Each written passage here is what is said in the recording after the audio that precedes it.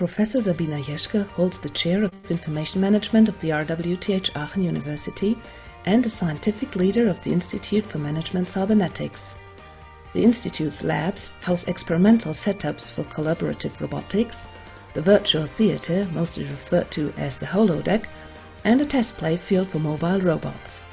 Here, the Institute's team, called Carol Logistics, practices for the Robo Cup Logistics League. Currently, they're holding the World Championship.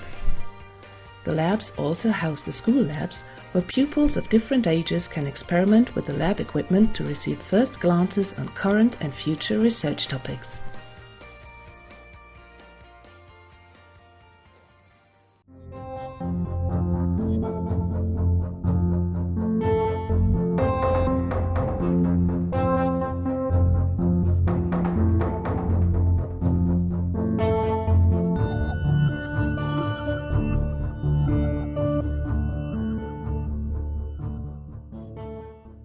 Okay, ladies and gentlemen, today I would like to introduce you into one of my favorite research topics, which is the topic of mobile robotics. And in order to do so and to give you a little background, I would like to start to introduce you in the fourth industrial revolution, which we are right in now. And from that I would like to show you that we need kind of new control and steering algorithms, namely decentralized algorithms. From that I will go over to team robotics, and then I will come up with your homework assignment. So let me start with not giving you a history class today. So we are not going through all the different industrial revolutions we have already had. Just let me tell you that right now we are in a fourth industrial revolution, and this is characterized mainly by saying everybody and everything is networked to everything and everybody, anytime and everywhere, okay?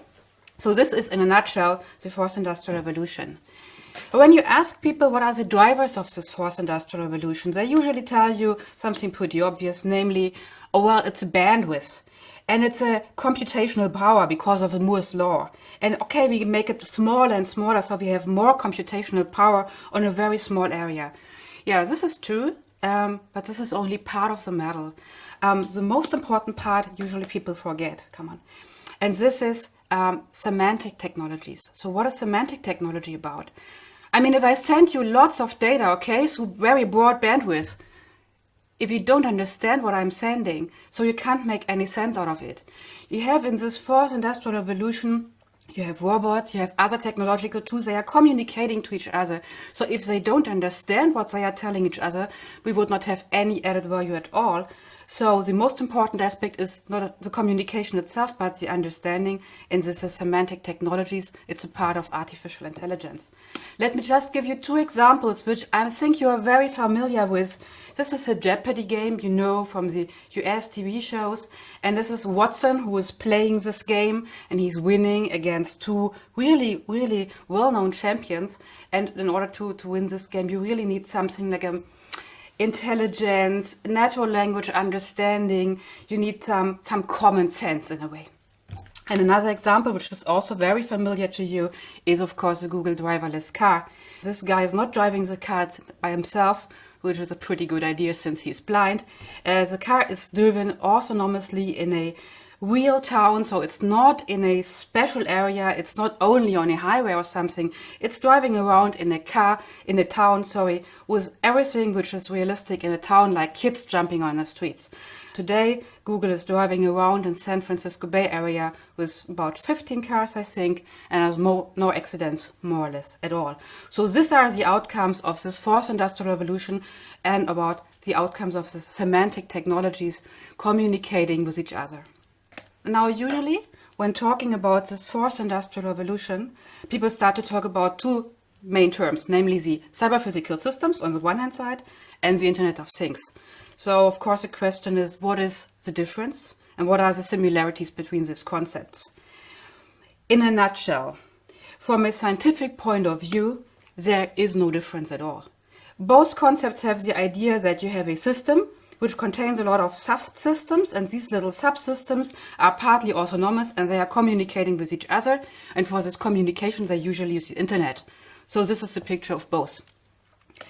But however, there are two communities which are driving these fields. The Internet of Things obviously is driven by the people from the Internet. So it's from the people from computer science. And they tend to focus, well, first on the network and then going down to the components. Whereas the cyber-physical systems scene has a lot of mechanical engineering people, electrical engineering, other fields of engineering. And these people, they tend a little bit to focus on the objects themselves and then make them communicating to each other. So they are more focusing on the object and then in a second step on the network. So it's kind of the other way around. So it's not a scientific difference between these both concepts. It's more a question of the perspective. Okay?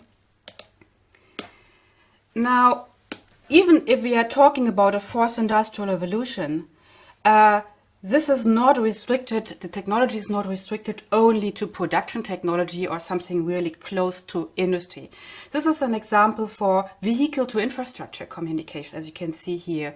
So cars are communicating with each other, streets, traffic lights, and all the other objects which belong to the mobility somehow, as here seen, they communicate to each other, and by that they allow to, for example, autonomously drive around such an obstacle as you see it here in the picture. And one more example is the energy field, smart houses, smart meters, smart grids. So when I start leaving the office, then the heat in my house will go up, not before. Why should it heat when I'm not there?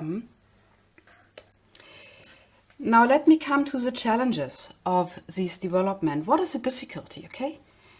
The problem is that what you try to do in this cyber-physical system stuff, or Internet of Things, you may pick one, is that you try to bring together the physical, the real world, like in a manufacturing process. You try to bring that together with the virtual world of the Internet of service orientation. See, I mean, if you press a button in your browser just right now, how long will a browser take to answer your request? There's a web service behind, okay? 5 milliseconds, 10 milliseconds, 20 milliseconds. Actually, I don't know, and I don't care as long as it is fast enough, okay? But now take the physical world. Let's say you have two robots, and they have to lift a very heavy ride together. If they are not exactly on time, then one perhaps will be seriously damaged because it has a ride just on its own. So in a physical world, being on time, not too late, not too early, being on time is very important. In the digital world, it's more about being as fast as possible. So this is one of the challenges and also one of the big problems we are facing today. And also, so the totally different conceptualization of time in these both worlds. And also the idea of, I mean, I've been saying that both is a system with subsystems, but the participants are like a bit different. In the internet, you never know exactly. If you press a button to get the next website, you never know which server is answering to you. You never know which web service is exactly doing the job, and you don't care. Just give me the web page, okay? So this is not the same in production technology. I mean, if you have a production line, produce a car, then you know exactly that this robot at this position is responsible for this part of the task, and so on and so forth. So yes, it's a system with intelligent subsystems, but the participating group is much more dynamic in the internet world. So, and this is more or less a summary, the internet world is much more dynamic, whereas the real world so far is pretty much static. And now try to find a solution which match these both models. This is kind of the challenge. So we have the challenges now, and how are we going to deal with that? Actually, it's pretty difficult, and when you have a difficult problem and you don't know how to deal with it, it's always a good idea to look into other fields and look into similarities, which you can perhaps use. And people from computer science, what they do very often is they look into the biological models or the social models. This tendency is called for bionics or also for organic computing. And if you do that, you come up with one very interesting system or approach, and this is a modeling, so-called agent system modeling. You can see that actually, just from the numbers here on the slide, this is a pretty old technology. But at the time when it became popular, it was more like a theoretical part of computer science. Nobody used it to solve kind of real problems. Today it's changing. So multi-agent systems, what are multi-agent systems? You have a system with these subsystems, and these subsystems, they have a certain local autonomy. So they can decide things for their own. They have a certain intelligence. these local subsystems have a local view. They don't know everything about the whole system. They just know a little bit about their environment. And the whole system's behavior of the full system, is organized in a decentralized way. So because all these little subcomponents are doing something, you get a behavior for the whole system, but it's organized in a decentral way. Let me give you an example from biology. Assume you have an ant hill, and this ant hill wants to have some food for the winter, okay? Then every ant would pick the way, where to go, where to pick food, would pick these ways autonomously. So the ant is autonomous. It has a local view, it just knows about what's going on here, but not what's going on 100 meters behind. And also, it's acting decentralized. Nobody's telling that take the left way or the right way, but at the end, we will have food in the anthill. Multi-agent systems is one of the very most important modeling construction for the field of distributed artificial intelligence. Artificial intelligence meaning technological systems, distributed meaning not just one, but a lot of them, and then connected to each other. So this is my one example. I hope you like it. This is from the RoboCup. And actually, unfortunately, this is not my team. Perhaps next year we'll show you something else. You can see these are little robots. They have a common goal, namely play soccer and win. Oh, it does not work always. But they are acting autonomously. They have the common goal, but every robot knows, okay, I should try to get the ball. This is my teammate, this is my competitor, and so on. So this is modeled by a multi-agent system. So to summarize up to here, before, when we had to model kind of complex systems, we have been using top-down approaches. Top-down approaches are cool as long as they work. Unfortunately, for this kind of dynamical systems, they do not work at all. So therefore, we do change to agent-based systems, which are driven in a very decentralized, meaning bottom-up way. Every kind of agent is doing something, and all together you get a system behavior. So this is more or less the idea and the paradigm change behind. Modeling agent systems is not really a trivial thing. What you have to have in mind is that you have to do two things now. First of all, on the right side, this is the red buttons here, you have to model the agent itself. So the agent has to communicate with the other ones. It has to make intelligent decisions where to go. It has to make its own behavior clear to the next one, and so on. So the first question is how to model the individual agent. And the other question is, okay, the agent is part of the society. The society has a common goal, like in the anthill, get food for the winter. So what is my part in this task? What should I do? If there are resources, another one wants the resources as well. How do we negotiate about who's getting the resources? How do we coordinate the task? So in agent systems, you have to do two things. You have to model the agent, the individual, and you also have to model the society, the general rules, the common goal. And these little yellow buttons, which have just been flying in, they just show you where we are having research projects right now. So multi-agent systems, we have seen this nice RoboCup example, but they are not restricted to just this kind of, toy scenarios or competitions. I would like to introduce you into a scenario which Daniel Ebert has been doing in 2013. So he did his PhD with this work. And what he has been doing is saying, okay, can't I perhaps model the whole production process of a object by just using agent systems?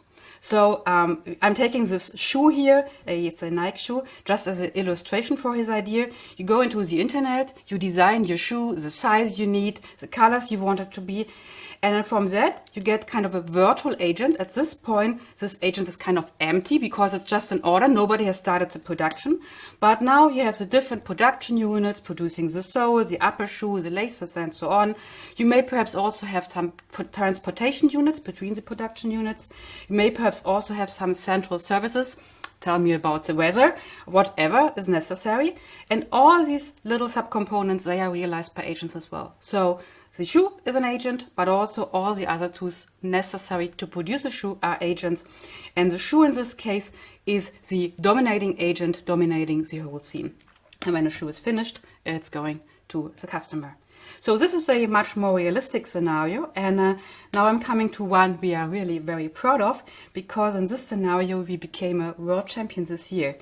let me introduce you to another RoboCup scenario, which is the Festo Logistics League.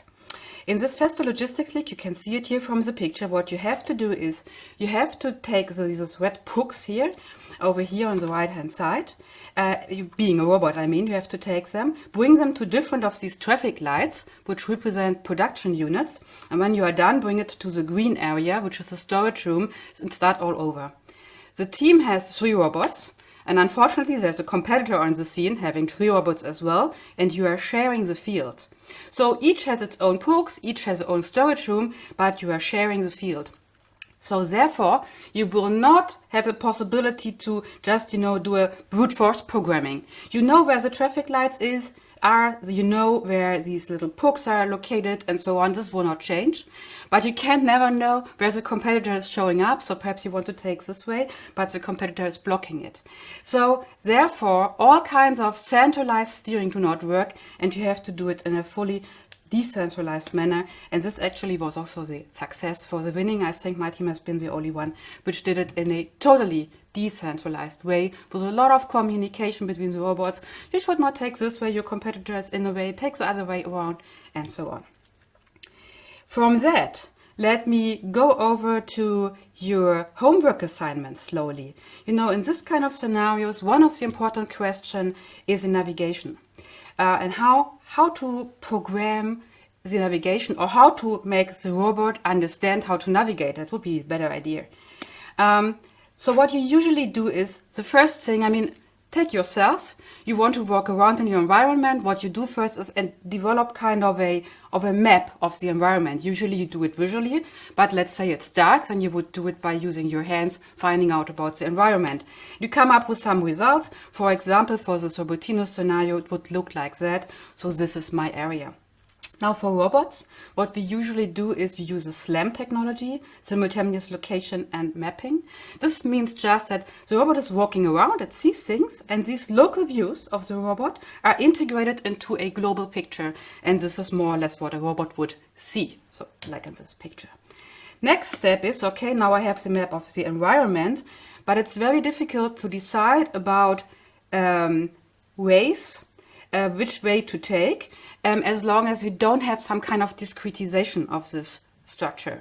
So what you could do is just use a square structure. You could do something more intelligent. You can do it by hand, or you can do it, and this is the most common way in computer science, by using these so-called Voronoi diagrams. And you can see them here in the right-hand picture. So, and by these Voronoi diagrams now you have a graph, how to move, and on basis of that graph you can use some search technologies in order to, okay, I want to come from here to there, lots of ways, which one is the shortest way. So usually now, based on these Voronoi diagrams, you would find out about different ways and then take the shortest one. So this is how one is usually going through navigating a robot, and this is exactly what you are going to do now. Namely, you have a robot, and this robot is located in this maze. This red point here is the starting point, the green point is the end point, and the blue point is a moving robot, so it's already moving in this picture. Okay, of course at the beginning it starts at the red point. So what you have to do in the first step is you have to explore this maze. Here you already have the picture, but you have to see that you don't have the picture. You have a robot which is kind of lost in space, and this robot now has to investigate its environment. So this is phase 1, explore the maze, find the goal, get a global understanding. And then the second thing will be follow the shortest path, of course, because you don't want to walk around. You are controlling this robot remotely, so it's a simulation, of course, we have been doing for you. Okay, so this is a computer simulation, and you will control your robots by MQTT middleware, and you will use the JSON format to, well, give it the arguments for the movements. And of course, you may not be familiar with MQTT and JSON, but we have been preparing a lot of accompanying documentation for you, which will help you to get introduced into the topic. So, and please understand that there are certain difficulties for you. You have a limited sensory. You don't have a global picture at the beginning, meaning that the only thing you know at the beginning is that, okay, I'm right here, this is my 0, 0 point, okay? You don't have the 0, 0 in some kind of a upper corner or so, because you don't know about the existence of the corner. So all coordinates are relative coordinates. What also is important is that you don't have a touch sensor which will allow you to find out about a wall. So finding out about a wall would look like this. Make a step forward. It does not work. You have the same position as before. Okay, it was a wall. If you make a step forward and you have a new position, then it was no wall. Okay, so this is how it works with walls. And limited movement, you can only make one step at a time, only up, down, west and east. So no diagonals and not many steps. So I hope you come up with some interesting solutions for this little riddle here. And this will give you a possibility of make first experience with programming robots in a pretty easy way. And we are happy to ask questions if you have any, would like to hear about your solutions. Thank you.